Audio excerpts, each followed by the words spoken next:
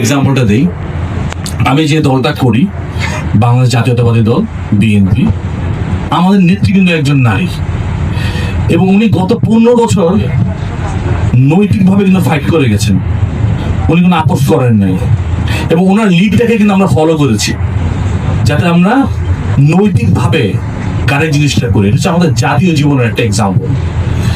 আজকের অনুষ্ঠানে প্রধান অতিথির বক্তব্যে বিএনপি আন্তর্জাতিক বিষয়ক কমিটির সদস্য ইসরাফিল খসরু চৌধুরী বলেন, বাংলাদেশের নারীরা ক্রীড়াঙ্গনে পুরুষদের ছাড়িয়ে গেছে, তবে এখনো তারা যথাযথ সুযোগ পাচ্ছে না। সমাধান একটাই, স্কিল ও ক্যাপাসিটি বৃদ্ধি। তিনি আরো বলেন, স্বাধীনতা থেকে শুরু করে 2024 সালের গণঅভ্যুত্থান পর্যন্ত নারীরা অবিশ্বাস্য অবদান রেখেছেন, সামনের সারিতে থেকে নেতৃত্ব দিয়েছেন। 1990 সালের গণঅভ্যুত্থানে বেগম খালেদা জিয়া ছিলেন মূল নেতৃত্বে। তিনি স্বৈরশাসনের বিরুদ্ধে আপোষহীন সংগ্রামের প্রতীক। নির্যাতন, কারাবাস কিংবা রাজনৈতিক প্রতিহিংসা কোনো কিছুই তাকে দমাতে পারেনি। ইসরাফিল খসরু বলেন, 2024 সালের গণ অভ্যুত্থান ছিল জনগণের বিজয়, কোনো ব্যক্তি, গোষ্ঠী বা দলের নয়, আর যেখানে নারীদের ভূমিকা ছিল অত্যন্ত গুরুত্বপূর্ণ। এ সময় তিনি সৃজনশীল শিল্প বা ক্রিয়েটিভ ইন্ডাস্ট্রি প্রসঙ্গেও কথা বলেন। Influencer, makeup artist, content creator কিংবা শিল্পীরা দেশের অর্থনীতিতে গুরুত্বপূর্ণ ভূমিকা রাখছেন।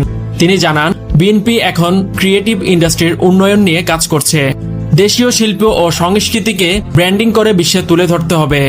নগরের একটি ক্লাবে অনুষ্ঠিত হয় women of excellency award season 1 এর পুরস্কার বিতরণী অনুষ্ঠানে সভাপতিত্ব করেন আসাদুজ্জামান সানি এবং পরিচালনা করেন নাহিদুল ইসলাম টিপু। বিভিন্ন ক্যাটাগরিতে পুরস্কার পান 9 জন নারী। তাদের মধ্যে রয়েছেন best designer Sadia Chowdhury, fashion designer Zarin Tasnim, best event management Tanzila Kasfi, best influencer Juhi